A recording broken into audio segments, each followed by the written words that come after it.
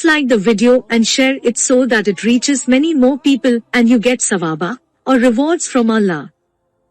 This could be a sawabe jariyah or continuous reward for you long after you are gone. Wishes, Volume 9, Book 90, number 332,351.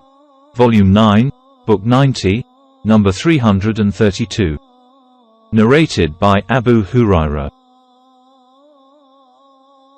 I heard Allah's Apostle saying, "By him in whose hands my life is. Were it not for some men who dislike to be left behind and for whom I do not have means of conveyance, I would not stay away from any holy battle. I would love to be martyred in Allah's cause and come to life and then get martyred and then come to life and then get martyred and then get resurrected and then get martyred."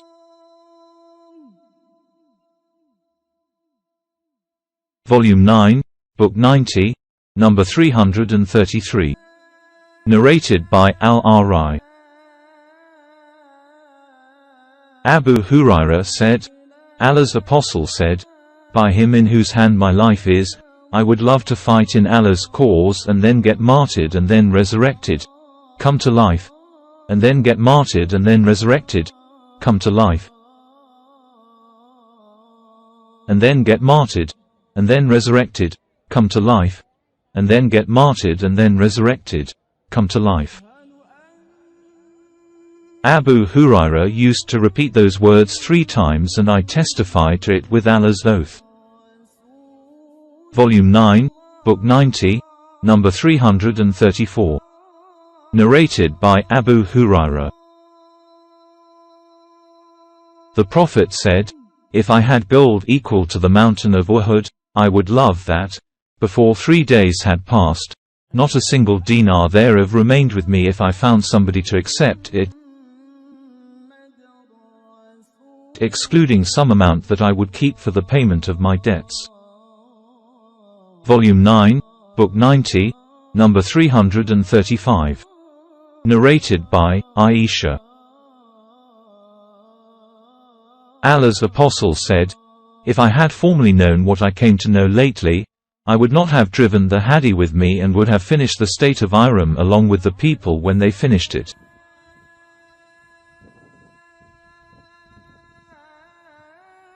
Volume 9, Book 90, number 336. Narrated by Jabir bin Abdullah. We were in the company of Allah's Apostle and we assumed the state of Ihram of Hajj and arrived at Mecca on the 4th of Dhul Hijjah. The Prophet ordered us to perform the tawaf around the Kaaba and Sahi, between as-Safa and al-Marwa, and use our Ihram just for Umrah, and finish the state of Ihram unless we had our Hadi with us. None of us had the Hadi with him except the Prophet and Talha. One Aij came from Yemen and brought the Hadi with him. Ali said, "I had assumed the state of Ihram with the same intention as that with which Allah's Apostle had assumed it." The people said, "How can we proceed to Mina and our male organs are dribbling?" Allah's Apostle said, "If I had formerly known what I came to know latterly, I would not have brought the Hadi, and had there been no Hadi with me, I would have finished my Ihram." Surah bin Malik met the Prophet while he was throwing pebbles at the Jamrat al-Aqaba, and asked, "O Allah's Apostle, is this permitted for us only?" The Prophet replied, "No, it is forever." Aisha had arrived at Mecca while she was menstruating, therefore the Prophet ordered her to perform all the ceremonies of Hajj except the tawaf around the Kaaba, and not to perform her prayers unless and until she became clean. When they encamped at Al-Batha, Aisha said, "O Allah's Apostle, you are proceeding after performing both Hajj and Umrah while I am proceeding with Hajj only." So the Prophet ordered Abdurrahman bin Abu Bakr as Siddiq to go with her to At-Tanim, and so she performed the Umrah in Dhul Hijjah after the days of the Hajj. Volume 9, Book 90, number 337. Narrated by Aisha. One night the Prophet was unable to sleep and said, "Would that a righteous man from my companions guarded me tonight." Suddenly we heard the clatter of arms, whereupon the Prophet said, "Who is it?" It was said, "I am Sa'd, O Allah's Apostle. I have come to guard you." The Prophet then slept so soundly that we heard him snoring. Abu Abdullah said, Aisha said, Bilal said, "Would that I but stayed overnight in a valley with Idkir and Jalil, two kinds of grass, around me, i.e., in Mecca." Then I told that to the Prophet. Volume 9, Book 90, number 338. Narrated by Abu Hurairah. Allah's Apostle said, "Not to wish to be the like except of two men. A man whom Allah has given the knowledge of the Quran and he recites it during the hours of night and day, and the one who wishes says, 'If I were given the same as this man has been given, I would do what he does.' And a man whom Allah has given wealth and he spends it in the just and right way, in which case the one who wishes says, 'If I were given the same as he has been given, I would do what he does.'" See Hadith number 543 and 544, Volume 6. Volume 9, Book 90, number 339. Narrated by Anas. If I had not heard the Prophet saying, "You should not long for death," I would have longed for it. Volume 9, Book 90, number 340. Narrated by K. We went to pay a visit to Kabab bin al-Art and he had got himself branded at 7 spots over his body. He said, "If Allah's Apostle had not forbidden us to invoke Allah for death, I would have invoked for it." Volume 9, Book 90, number 341. Narrated by Sa'd bin Ubayd.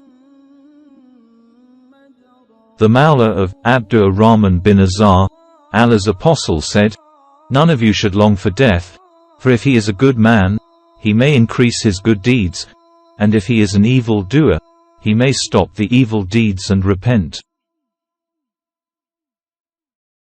Volume 9, Book 90, number 342. Narrated by Al-Bara bin Azib. The Prophet was carrying earth with us on the day of the Battle of Al-Azab, Confederates, and I saw that the dust was covering the whiteness of his abdomen, and he, the Prophet, was saying, "O Allah, without you, we would not have been guided, nor would we have given in charity, nor would we have prayed. So, O Allah, please send tranquility, Sakina, upon us as they, the chiefs of the enemy tribes, have rebelled against us. And if they intend affliction, i.e. want to frighten us and fight against us, then we would not flee but withstand them." And the Prophet used to raise his voice with it. See Hadith number 430 and 432, Volume 5. Volume 9, Book 90, number 343. Narrated by Abdullah bin Abi Awfa. Allah's Apostle said, "Do not long for meeting your enemy, and ask Allah for safety from all sorts of evil." See Hadith number 266, Volume 4. Volume 9, Book 90, number 344. Narrated by Al-Qasim bin Muhammad. Ibn Abbas mentioned the case of a couple on whom the judgment of li'an has been passed. Abdullah bin Shaddad said, was that the lady in whose case the Prophet said, "If I were to stone a lady to death without a proof against her." Ibn Abbas said, "No. That was concerned with a woman who, though being a Muslim, used to arouse suspicion by her outright misbehavior." See Hadith number 230, Volume 7. Volume 9, Book 90, number 345. Narrated by Atta. One night the Prophet delayed the Isha prayer, whereupon Umar went to him and said, "The prayer, O Allah's Apostle." The women and children had slept. The Prophet came out with water dropping from his head, and said, "Were I not afraid that it would be hard for my followers, or for the people, I would order them to pray Isha prayer at this time." Various versions of this hadith are given by the narrators with slight differences in expression but not in content. Volume 9, Book 90, number 346. Narrated by Abu Hurairah.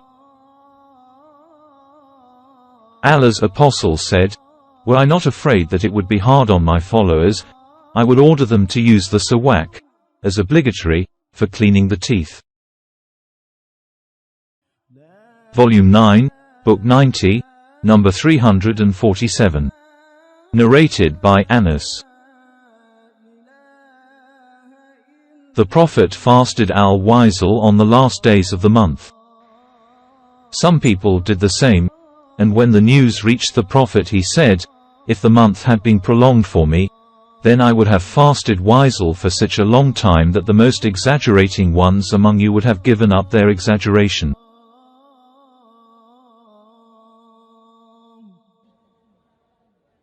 I am not like you. My Lord always makes me eat and drink. Volume 9, Book 90, number 348. Narrated by Abu Hurairah. Allah's Apostle forbade al-Wisl. The people said to him, "But you fast al-Wisl." He said, "Who among you is like me? When I sleep, at night, my Lord makes me eat and drink." But when the people refused to give up al-Wisl, he fasted al-Wisl along with them for 2 days, and then they saw the crescent, whereupon the Prophet said, "If the crescent had not appeared, I would have fasted for a longer period," as if he intended to punish them herewith. Volume 9, Book 90, number 349. Narrated by Aisha. I asked the Prophet about the wall outside the Kaaba. "Is it regarded as part of the Kaaba?" He replied, "Yes." I said, "Then why didn't the people include it in the Kaaba?" He said, "Because your people ran short of money." I asked, "Then why is its gate so high?" He replied, "Your people did so in order to admit to it whom they would and forbid whom they would." Were your people not still close to the period of ignorance, and were I not afraid that their hearts might deny my action, then surely I would include the wall in the Kaaba and make its gate touch the ground.